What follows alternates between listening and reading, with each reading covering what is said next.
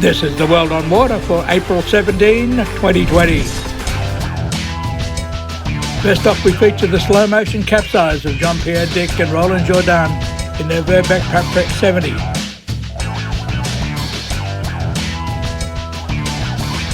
This week in time over distance with Louay Habib and the RORC is Jack Bouttell, Ocean Racer. We're on board with the Danish sailing team in the Sailing Championship League's final. Vittorio of Quantum Sails in Genoa has his own personal tale of the COVID-19 pandemic. We get a lesson from the Melges people on light air tacking. Meanwhile, World Sailing's going through their problems and Mikael Thomason talks to Kim Anderson.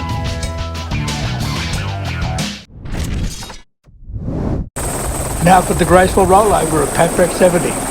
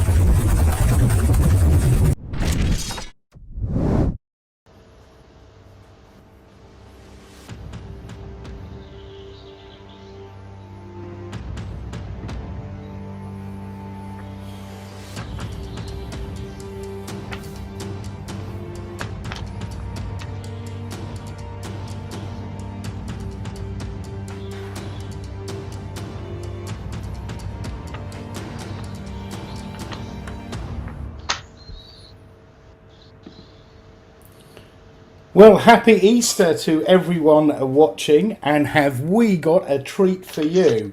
Two phenomenal sailors who have both been firmly in the chocolates in recent years. Welcome to Volume 2 of the Royal Ocean Racing Club Time Over Distance series. We will be talking to Volvo Ocean Race winner Jack Bouttell and Rolex Fastnet Race winner Alexis Loison. Two fascinating stories with video, pictures, and you can get involved as well. You can make comments and ask questions. We start with Jack Bouttell, who joins us from Lorient in France. Jack, how are you? Yeah, very well, thanks. Good stuff. Just an intro. Jackson Bouttell started racing with the Rorke on Pete Vroon's Tonnerre as a teenage bowman. And just 8 years later, he was lifting the Volvo Ocean Race trophy with Dongfeng Race Team. Yeah, so I think the race was the longest I think it had ever been. And I think that was one of the things I struggled with for sure at the beginning, because, there's no other race that goes for that long. It's, the lead up to the race is busy and hard and, full on, and then the race is 9 months in race mode, which is a hell of a long time to be in a race mode. And I think dealing with that's pretty hard. There's big highs, big lows. You're obviously physically super tired, mentally very tired all the time, and I think the boats are just slave ships. I think we called them in the end. They're brutal. Everything's super heavy, super loaded. And I think probably something that not many people have done offshore really is obviously stacking is allowed, unlike in IRC sailing, and that's extremely demanding. We had all the sails on deck, which when the sails are full of water, they're 100 plus kilos, and you got to get them from side to side, and then depending on which leg it is, there's probably between 200 and 400 kilos of bags and stuff and food downstairs that you have to move, and that's constant in plus of effectively being short-handed, and on that sort of boat with nine people, so seven guys and 2 women. And how old were you during this race, Jack? You were still what, early 20s or mid 20s? It would have been mid 20s, 26, something like that. So I was pretty happy. Yeah. And I think physically the boats are very difficult. I think from firstly the amount of water generally on deck is pretty full on, and then everything's heavy, everything's loaded. Like for example, for the jibes, I used to do the new backstay. I used to wind that on, and when you're fully loaded, it's you got 12 tons of load on the backstay, and it's a top handle winch. And probably when you come out of the jibe, you have about 2 tons on it. So you've got to wind up about 10 tons of load on the winch, after you've moved all the stack, got across, got through the jibe, do that. Plus you got, in this, like the Southern Ocean legs, you're in, so much gear that, just walking around is a bit of an effort. Well, talking of the Southern Ocean legs, I love this clip, and thank you very much to the Ocean Race for letting us have this. And again, this has got no sound, Jack, and I'm pretty sure you're on the helm. This is in the Southern Ocean in the 2017 18 Volvo Ocean Race. So just talk us through this, Jack. What sort of speed are you doing there? Probably, I don't know, between 23 and 28 knots, I guess, touching 30 at times. But this sort of would have been maybe a week into the leg from New Zealand to Brazil. And that was a very tough leg, very cold, very, very windy. I think we had basically 11 days from the start to Cape Horn, and 10 of the days we had an average wind speed of 30 knots or something. Like, it was just super windy all the time, and obviously had some very hairy moments.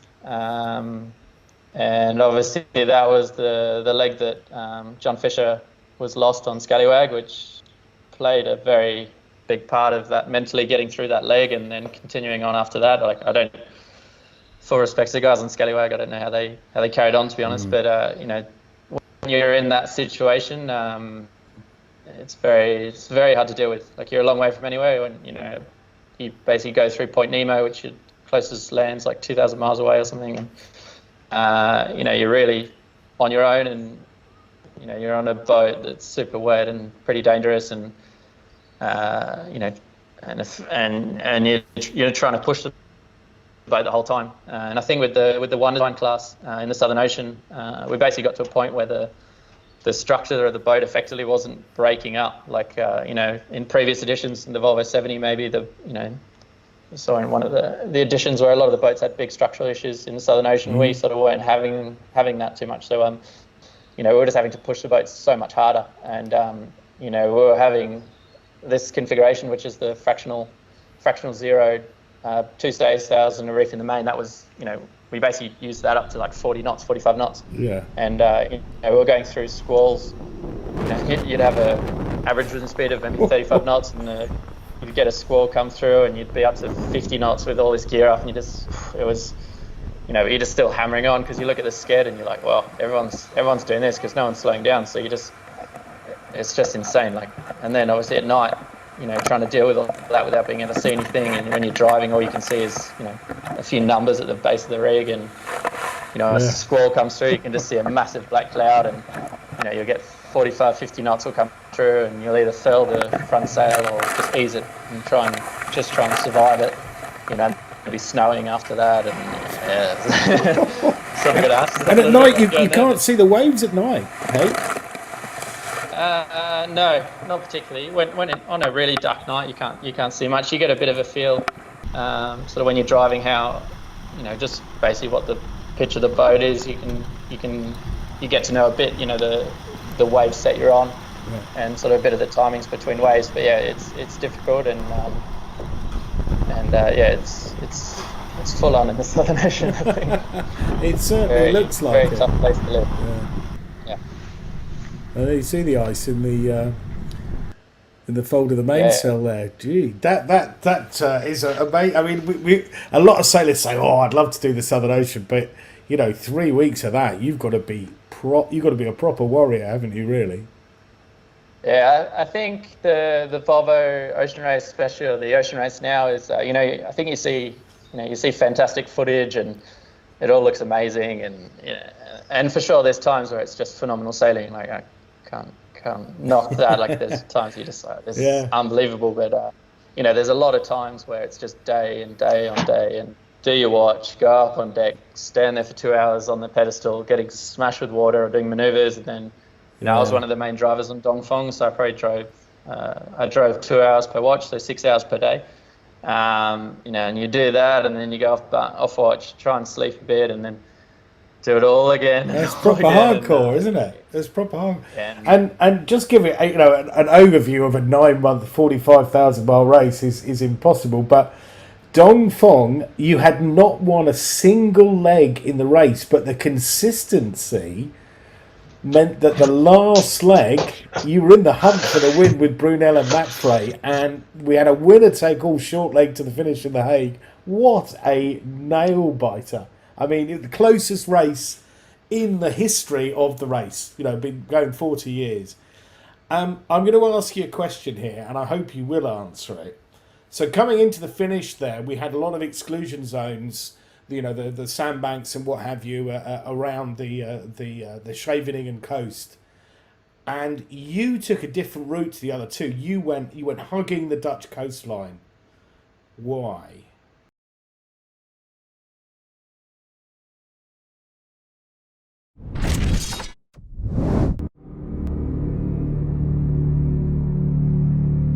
Er I klar, drenge? Jeg kalder tingene til dig, okay? Mig og Jesper snakker om, så kalder jeg dem, okay? Bare i orden. Yes. Ja. Nu! Ud med jer! Hæng! Hæng! 5, 4, 3, 2, 1, nu!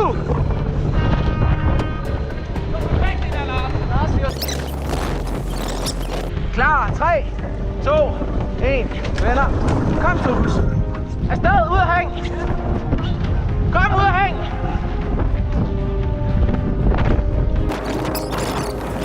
Smæk op, Jesper, hvor kommer den? Straight set, den kommer her. Åbn lidt, Tufus. Skal lige have lidt fart rundt her. Klar til at sætte. 3, 2, 1, højst!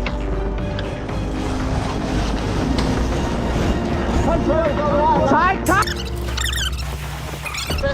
Hold lidt mere ud! Sådan! Ja, men det kommer vi også til efter bumningen. Vi skal komme ned. Klar, 3, 2, 1, bummer! Ned med den! Kom, kør! 2, 1, op, kør! Ja! Perfekt, drenge! Kunne I se, vi havde lavet en toer i den første? Yes, sir.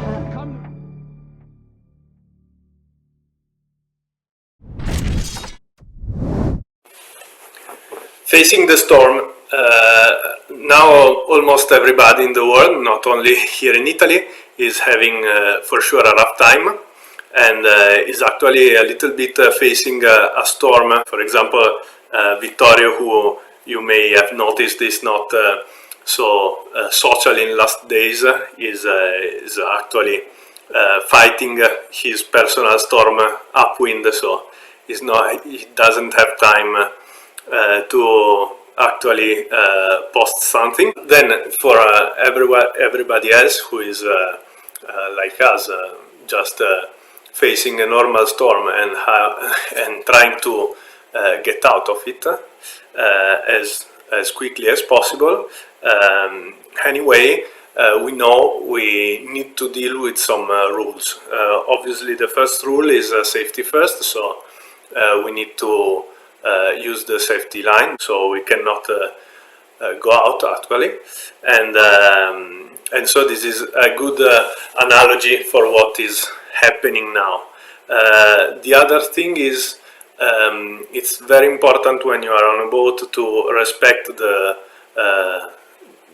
command line, let's say, the decision line. So everybody needs to obey all the orders, even if you are not, if you don't agree with them. And honestly, it's also not the moment to rebel against the chief, because actually you need all the boat is a big machine, and every crew member is a gear. So if one gear is vibrating in some ways, it transmits the vibration to all the system, and actually the system is risking to broke because of just one gear. So it's very important to stay positive, to stay where you are, to continue to do what you do, and not to complain. Then you can discuss later, when everything will pass. You can discuss whether something was a good choice or a bad choice, but we need to stay compact, and you need to stay always compact on a boat when you are facing a rough situation. This is Eddie Cox with Melges, and this video will go through how to tack your Melges 14. The most important thing to remember when tacking your Melges 14 is just to be smooth. No matter how much you can roll or can't roll, being smooth through your tack is the most important thing. What we're going to do is break down this clip into a couple sections to help you improve your tacking. So the first step to a great tack in your Melges 14 is to move into the center of your boat and steer just a little bit to start to head your boat up into the wind. This will allow you to take any forward momentum you had and shoot the breeze to gain distance up the race course. As we can see here, the sailors moved into the boat a little bit and started to steer just a little bit into their tack. At this point of your tack, you can see the front of the sail has started to loft just a little bit, and we can see that the sailor has moved his tiller hand just a little bit harder. It's basically where you're just starting to drive a little bit harder through the tack. At this point in the tack, you want to turn your knees and grab your weather hiking strap. Then once the sail has backwinded, that's when you actually pull on your weather hiking strap, move your shoulders out a little bit, and give the boat a roll.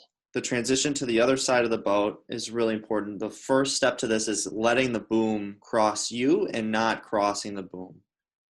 As we can see, this sailor waits for the boom to cross him before he goes and crosses the boat. He then puts his foot onto the board box to help him cross the boat, and he grabs the weather rail with his tiller hand, which also helps him pull himself to the weather side of the boat. He then does a behind the back pass, and as you can see, by putting your front foot onto the board box, you're immediately underneath the hiking strap, which is really important and really helps you lock into the boat and flatten the boat out after your tack. As he flattens, he eases about 2 to 3 feet of main sheet. This helps you flatten, and it also sets your sail up for the change in apparent wind. So because you're flattening the boat, the apparent wind is coming a little bit more from the side. So you need to ease your sail out to adjust for that change in apparent wind. So he flattens the boat out, and then once he's back flat, he moves back into the center of the boat and he trims in slightly. So let's watch another tack here, and we can kind of see all these aspects come together.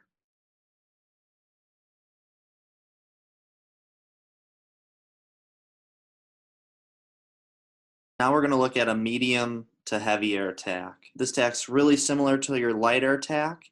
It's just a quicker move across the boat and a little bit harder flattened. So let's take a look from inside the cockpit here. We can see this sailor's fully hiked out, sailing upwind. One of the big differences between this heavier tack and a lighter tack is just your initial tiller movement and movement into the boat. So let's watch as this sailor turns into the tack, and they move their tiller just a little bit and they're waiting for the front of their sail to luff. So once your sail begins to luff, at this point in the video, you can see they've turned a little bit harder and they've started to move into the boat. So he waits on the leeward side and he waits for the boom to cross him. You can see at this point the boom's crossing his back and his rear is still on the rail of the boat. At this point in the tack, he's reached up for the high side with his tiller extension hand, and this will help him pull himself to the windward side of the boat. So this is a very important tip. Grab the weather rail with your tiller extension. It'll really help you get to the high side. So we can see at this point, just like in your lighter tack, you want to get your front foot to find your board box as soon as possible. So what this will do is allow you to basically just turn your foot right into the hiking strap and be hiking right away out of the tack.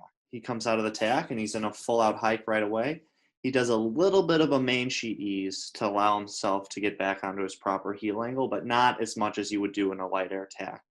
Because a heavier tack, your goal is really just to get on your sailing angle as soon as possible. You're not trying to gain any speed with kinetics out of your tack. So let's watch one more tack from this sailor and see it in real-time speed. The techniques that you use tacking the Melges 14 are really applicable to any Melges boat or really any boat in general that you sail. Shooting the breeze, a small amount of turn at the beginning of your tack, a little bit of harder turn at the second part of your tack, how you cross the boat with your knees facing forward and your body facing the front of the boat. All these are really important tips that you can take to any boat that you sail. If you have any questions on this video, please feel free to reach out to us here at Melges. We're happy to help, and we're happy to help you get out sailing in a Melges 14 if you're interested.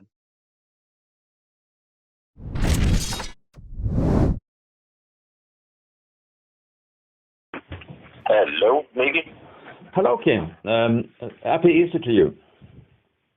The same to you. Thank you very much.